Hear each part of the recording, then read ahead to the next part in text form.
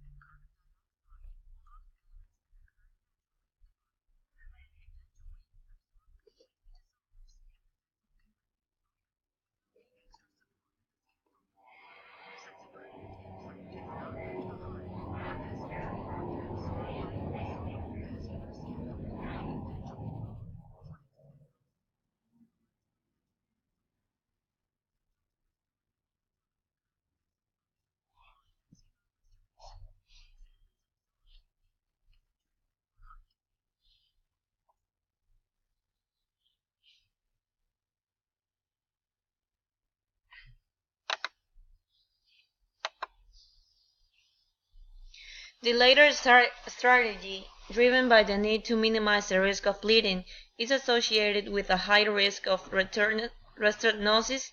and reintervention that observed with the use of a drug-eluting stent.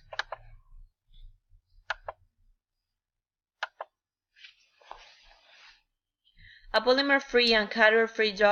drug-coated stent, the BioFreedom stent, has been developed that transfers humulus, also known as biolimus A9, a highly lipophilic sirolimus analog, into the vessel wall over a period of 1 month. In a preclinical study, the humulus-coated stent showed less non-intimal proliferation and inflammation at 180 days than the sirolimus eluting stent. In a first-in-human evaluation, the humulus-coated stent was non-inferior to a paclitaxel eluting stent with respect to in-stent's late lumen loss of 12 months.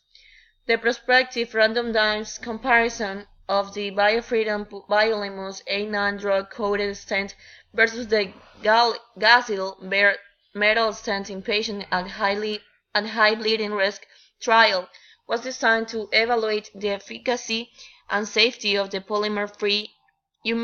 humulus-coated stent as compared with a bare metal stent in patients with increased bleeding risk, with 1 month regimen of dual antiplatelet therapy in both groups.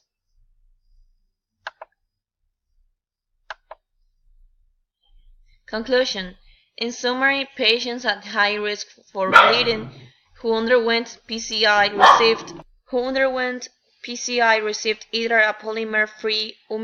humulus-coated stent or a bare metal stent with 1 month course of dual